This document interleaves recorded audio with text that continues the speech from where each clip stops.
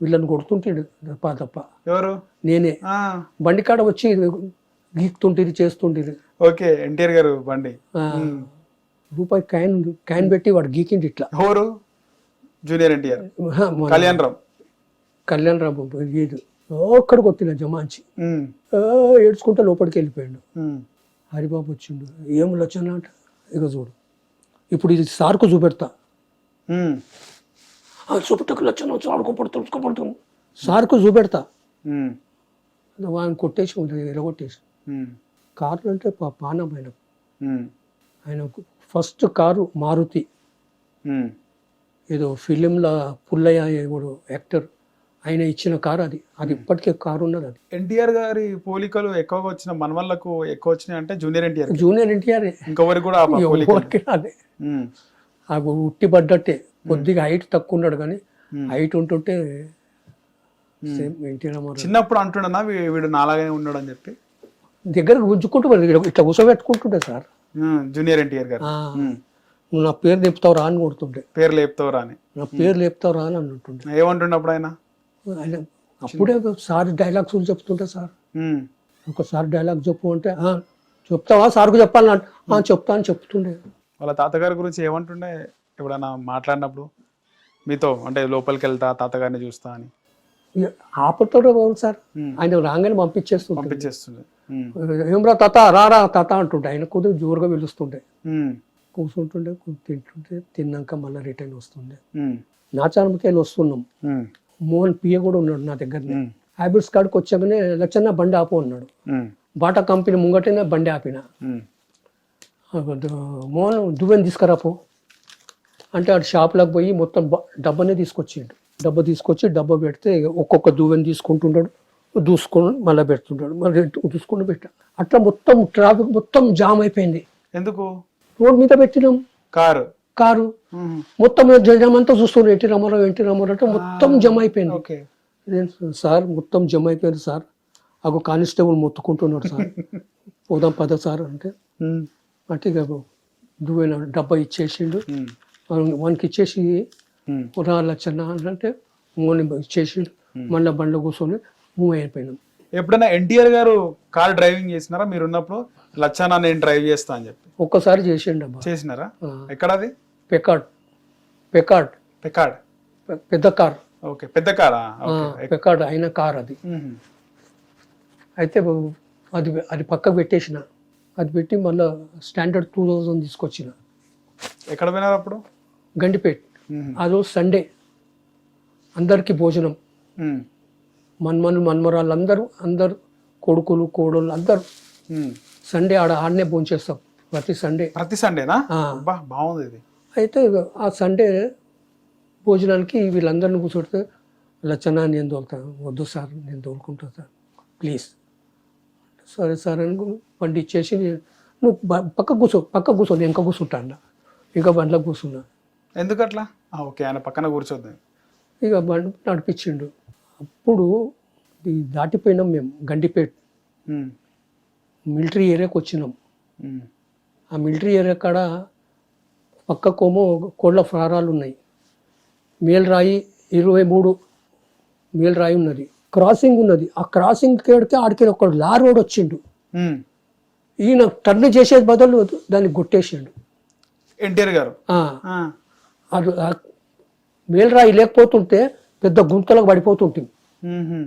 Standard 2000.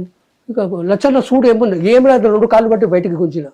నువ్వు పోసారి ఇడికెళ్ళి నువ్వు పో అని వేరే కార్లో పంపించేసినాం. మళ్ళీ మీడియా చూస్తే పెద్ద మళ్ళీ బండి తీసి తోసి కోళ్ళ ఫారం ఇంకా సైడ్ పెట్టేసిన. మిర్రర్ పలిగిపోయింది, పెద్ద మిర్రర్ అద్దం పలిగిపోయింది. మడ్గాటు బెండ్ అయిపోయింది. మళ్ళీ హెడ్ ల్యాంప్ పలిపోయింది. మనుషులు ఎవరు తిరగలే, ఐడియా లేరు, ఎవరు లేరు. బండి తీసి కోళ్ళ ఫారం పక్కకి ఎక్క పెట్టేసిన. పెట్టి పోయినా గండిపేట. పోయి ఆడికి ఫోన్లో మొత్తం పీడబ్ల్యూ వర్క్షాప్ మా వాళ్ళకి అందరికి చెప్పేసిన. మిర్రర్ పోయింది, కార్లు ఏమేమి పోయినా అన్ని చెప్పేసిన. మడగాడు పోయింది. బాంబేకి వెళ్ళి తెప్పించేసిర్రి. 10 గంటల తర్వాత పోలీసు వాళ్ళు వచ్చి కార్ పెడతారు. మీరు మొత్తం రిపేర్ చేసేసి మళ్ళీ 5:30 మటుకు బండి హ్యాబిట్స్లో ఉండాలి. అప్పుడు హ్యాబిట్స్లోనే ఉంటుంది. 5 గంటల మటుకు మొత్తం బండి రిపేర్ అంతా చేసి పెట్టేసారు. తెల్లారి ప్రెస్ వాళ్ళు వచ్చారు, అందరు గుంపు. తెలిసిపోయింది వాళ్ళకి. అయితే మొత్తం నేను చూసుకొని ఒక ఫైల్ తీసుకొని 2 గీతలు పెట్టిన బంపర్కి. మీరే? పెట్టంగానే అది యాక్సిడెంట్ అయింది. ఎవడన్నాడు యాక్సిడెంట్ అయింది? బండి చూసుకోర్రా అంటే బండి చుట్టూ తిరుగుతున్నారు. అంతల మీద సార్ వచ్చిండు. ఏం లచ్చన్నా సార్ బండి యాక్సిడెంట్ అయితే ఇక ఎవరు చెప్తున్నారు అంటే ఇక ప్రెస్ వాళ్ళు అంతా వచ్చారు. ఏం బ్రదర్ ఎవరు చెప్పారు అని బండ్ల కూర్చున్నాడు. మళ్ళీ బండ్ల కూర్చొని అదే బండ్లో వెళ్ళిపోయాను. ఏం లచ్చన్నా ఇక ఇద్దరమే ఉన్నాం అప్పుడు. ఏం చేయించినావు?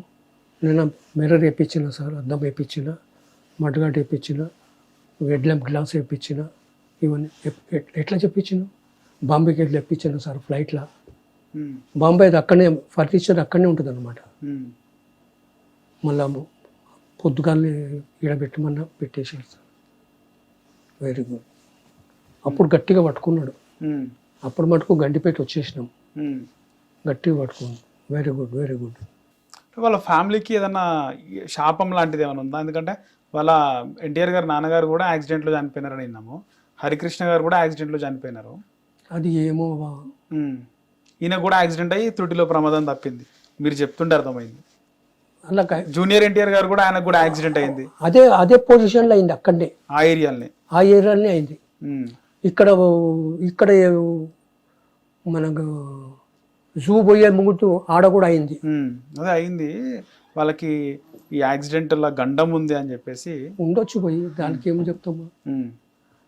అదిగాక ఎన్టీఆర్ హరిబాబు పర్ఫెక్ట్ నడిపిస్తాడు కారు.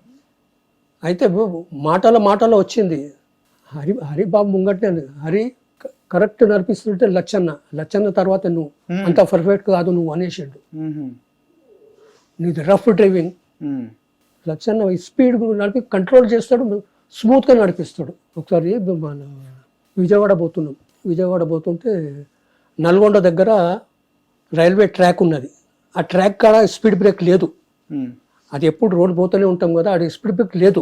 నా బండి కాంటేసా దగ్గర పోయినాక దాన్ని చూసి సడన్ బ్రేక్ వేసి మొత్తం ఇట్లా లెఫ్ట్ టర్న్ చేసేసిన కంప్లీట్. టర్న్ చేసి ఇట్లా ఎక్కినాక మళ్ళీ ఇట్లా ఎక్కాలి, దిగాలి. అయితే సార్ తమ్ముడు ఉన్నాడు. ఏం దొరుకుతున్నావు అన్నాడు. తమ్ముడు నోరు మూసుకో, లేకపోతే బండ్లకి వెళ్ళి దిగిపో, లచ్చన్న డిస్టర్బ్ చేయ. ఏమంటున్నావు చూడు, నేరుగా అట్లనే తీసుకుపోతే చెంపర్ బ్లాక్ అయిపోతుంది, చెంపర్ బలిగిపోతుంది. ఆయన క్రాస్ చేసిండు, బ్రేక్ కంట్రోల్ చేసిండు, ఒకటి ఎక్కించినాక ఒకటి ఎక్కించిండు. అదే ఆయన కంట్రోల్. దిగిపో. సారీ లచ్చన్న, సారీ అన్నాను. లచ్చన్నకు సారీ చెప్పు. పోనీ సార్ అన్న. అట్లా అయినా ఎవరు మాట అనకపోతుండే, ఏమన్నా మాట పడకపోతుండే. ఒకసారి నిమ్మకూరు పోతున్నాం, వాళ్ళ బామ్మర్ది బిడ్డ పెళ్ళి. వీడికి వెళ్ళి బయలుదేరినాం. 3 గంటలకు ఇట 9 గంటలకు బయలుదేరి ఇంకా టైం ఉన్నది. మధ్యలో రోడ్లో ఆపేసినాం. ఆయన టిఫిన్ తెచ్చింది, ఆ టిఫిన్ తినేసిండు. అదే కైమ ముట్టిలు ఒక 2-3 ముట్టిలు నాకు ఇచ్చేసిండు. నేను తినేసిన, నీళ్ళు తాగేసిన. ఇంకేంది ఉండేంటి, ఇంకా 5 నిమిషాలు ఉంది సార్. పోదాం. కరెక్ట్ 5 నిమిషాలకు మ్యారేజ్ హాల్కు పోయినాం. మ్యారేజ్ హాల్కి పోయినాక మ్యారేజ్ అత్యంత లేచిండు. నేను బండి కూడా తిప్పలే, అక్కడ కట్టెలు గుట్టలు ఉన్నాయి, దాంట్లో కొద్దిగా కన్స్ట్రక్షన్ అయింది. అట్లా తిప్పుకుంటూ వచ్చిండు. మళ్ళీ రిటర్న్ వచ్చేసినాం. మళ్ళీ 9 గంటలకి పొద్దుగాల హైదరాబాద్. ఎందుకు అట్లా? ఏడ ఆగడబ్బా ఆయన. మ్యారేజ్ అంటే మ్యారేజ్కి అచ్చలేసే వచ్చేస్తాడు. ఆసుంటి మనిషి 2 గంటలు నా ఇంట్లో కూర్చున్నాడు. మా ఇంటికి వచ్చి 2 గంటలు 2 గంటలు కూర్చున్నాడు. ఎవరి దగ్గర కూర్చోలేదు. అసలు ఎందుకు వచ్చింది మీ ఇంటికి? భోజనానికి రమ్మన్నా. మీరే రమ్మన్నారా? ఏమన్నా అకేషన్ ఉండే? సత్యనారాయణ వ్రతం ఉండే, వ్రతానికి వచ్చిండు. ఈ మళ్ళా సీఎం అయితే వ్రతం చేస్తా అన్నది మా భార్య మొక్కుకున్నది. అది చెప్పిన, నేను వస్తా లచ్చన్న అన్నాడు. నేను ఒక్కొక్కరు సార్ నా భార్య మొక్కింది అన్న. నేను వస్తా లచ్చన్న అంటే 2 సార్ అన్న. అట్లా వచ్చిండు ఆయన. ప్రజెంట్ సీఎం ఉన్నప్పుడే వచ్చిండు. అయితే ముఖ్యంగా ఎన్టీఆర్ గారు చనిపోయే ముందు రోజు ఏం జరిగింది అసలు? ఆయన చనిపోయే ముందు రోజు 2-3 డేస్ ముందు ఎట్లుండే ఆయన పరిస్థితి? ఎట్లుండే ఆ రోజు? 1 రోజు ముందు ఆయన పళ్ళ డెంటింగ్ అవుతున్నది లోపట్లనే ఇంట్లోనే. ఇంట్లోనే. ఓకే. అంతకుముందు ఒకటి చెప్పినారు, బయటికి వేస్తుంటే బాబు పాలన ఎట్లుందని అడిగినారు. అయితే ఇంట్లోనే డెంటింగ్ చేస్తుండు. సైఫుల్లా బేగ్ అమెరికాకి వెళ్ళి వస్తాడు, ఆయన అమెరికాలోనే ఉంటాడు. సార్ ఫోన్ చేసాకనే ఆడికి వెళ్ళి వస్తాడు, ఆయన పండ్లు తీసుకొని వస్తాడు. ఇక్కడ రామచంద్రరావు ఇద్దరు కలిసి చేస్తుంటే నన్ను పిలిచిండు, పోరుడు వచ్చి పిలిచిండు, అన్న సార్ రమ్మంటున్నాడు. పోతాగానే వాళ్ళని ఇట్లా ఆపాయించాడు. ఇట్లా అనగానే వాళ్ళిద్దరు ఆగిపోయారు. రండి లచ్చన్న అని అన్నాడు. ఏం సార్ అన్నాడు, మీరు చైతన్యరథం సిద్ధం చేయండి, మనము క్యానిజింగ్ చేద్దాం, మనం ఏందో వీనికి చూపెడతాం, వీనికి పాతాళంకు దొక్కేస్తా బాబుని, మనం ఏందో వీళ్ళకి చూపెడదాం. నేను సార్ ఇంత రెడీగా ఉన్నా సార్, ఖాళీ బ్యాటరీలు వేయాలి అన్నాడు. ఆయన నోటికెళ్ళి వచ్చిన వాడు ఎప్పుడు వెళ్ళి రా అంటాడు ఆయన. అయితే నువ్వు పో లచ్చన్న అనేసిండు. నువ్వు పో అంటే ఇంటికి పో, లేకపోతే వెళ్ళి రా లచ్చన్న అంటాడు ఆయన. బయటకు వచ్చేసి హిట్ టీవీ యాప్, ఇందులో short news, live news, entertainment shows, movies, digital magazines తో పాటు మీ జిల్లా వార్తలను కూడా ఫ్రీగా చూడొచ్చు. ఇంకెందుకు ఆలస్యం, వెంటనే హిట్ టీవీ యాప్ ని డౌన్లోడ్ చేసుకుని ఫ్రీగా ఎంటర్టైన్మెంట్ పొందండి. Hit TV app. Hit TV app. Please download hit TV app. Hit TV app ని ఫ్రీగా డౌన్లోడ్ చేసుకొని ఎంజాయ్ చేయండి. మీకు నచ్చిన ఎంటర్టైన్మెంట్ కోసం హిట్ టీవీ యాప్ ని ఫ్రీగా డౌన్లోడ్ చేసుకుని ఎంజాయ్ చేయండి. హిట్ టీవీ యాప్ ని డౌన్లోడ్ చేసుకుని ఆస్వాదించండి, ఆశీర్వదించండి. ఇంతమంది సెలబ్రిటీలు హిట్ టీవీ యాప్ ని డౌన్లోడ్ చేసుకోండి అని చెప్తున్నారంటే ఎంత మంచి యాప్ ఆలోచించండి. అమెరికా అమెరికా అమెరికా అమెరికాలో చదవాలనుకునే వాళ్ళకి విశ్వసనీయమైన పేరు మన శౌర్య కన్సల్టెన్సీ. UK లో 1 year masters. UK లో 1 year masters. 2 years work permit up to 5 years visa. Contact Saurya Consultancy. Contact 89851 89851.